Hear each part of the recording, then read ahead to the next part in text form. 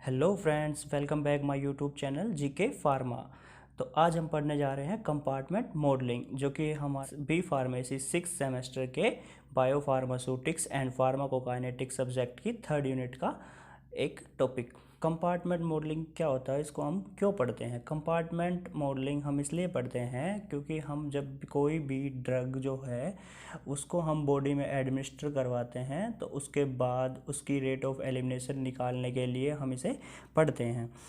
तो आइए स्टार्ट करते हैं। इसमें ये मेनली 2 टाइप के फर्स्ट होता है वन कंपार्टमेंट ओपन मॉडल, जिसके अंदर क्या होता है, ड्रग को बॉडी के अंदर एडमिनिस्टर करवाते हैं तब वो ब्लड या टिश्यू में जाके उसको अब्जॉर्ब होती है और उसके बाद वो एलिमिनेशन हो जाती है। तो ये हमारा होता है one compartment open model.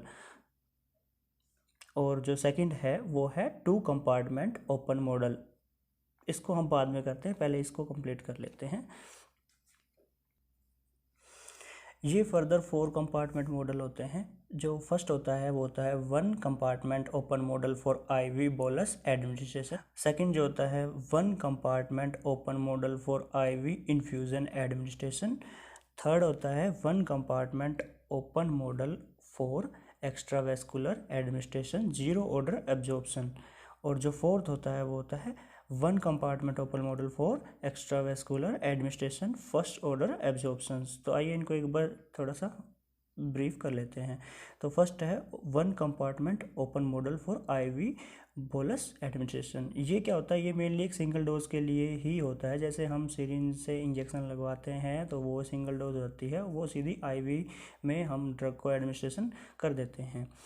One compartment open model IV infusion. IV होता तो इंट्रावेस्कुलर ही है, लेकिन इसके अंदर इन्फ्यूज़न एडमिनिस्ट्रेशन होता है, यानी कि लॉन्ग टाइम तक हम ड्रग को एडमिनिस्ट्रेशन करते हैं। जैसे कि पेशेंट्स को जैसे ग्लूकोज चढ़ाते हैं तो उसमें लॉन्ग टाइम एडमिनिस्ट्रेशन होता है ड्रग्स का, ऐसे ही इसमें ये आते हैं। तो इसका थर्ड होता है one compartment open model for extravascular administration, zero order एब्जॉर्प्शंस।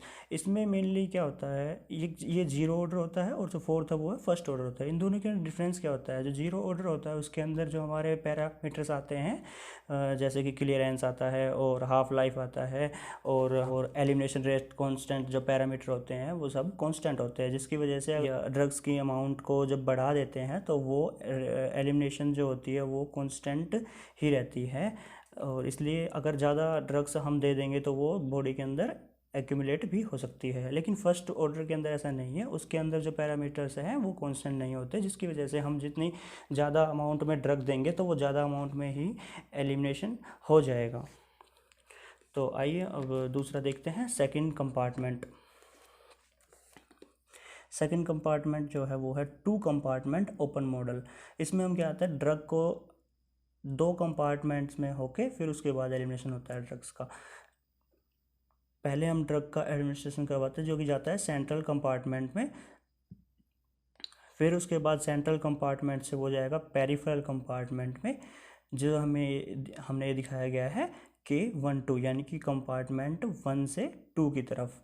और उसके बाद इसका एक्सक्रेशन के लिए ये वापस से सेंट्रल कंपार्टमेंट की तरफ ड्रग्स को सेंड कर देगा। तो जैसे ये दिखाया गया K2-1, मतलब कि कंपार्टमेंट नंबर सेकंड से फर्स्ट की तरफ। अब जब फिर वापस से सेंट्रल कंपार्टमेंट में जब ड्रग आ जाएगी तो यहाँ से ड्रग एलिमिनेशन हो जाएगी। तो ये होता है हमारा 2 कंपार्टमेंट मॉडल।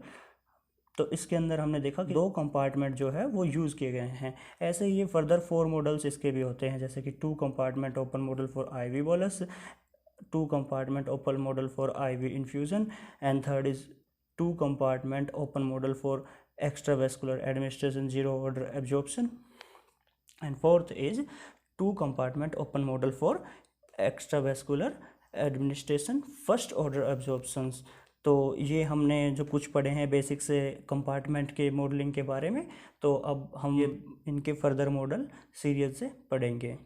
तो अगले वीडियो में हम पढ़ेंगे one compartment open model for IV bolus administration. Thank you.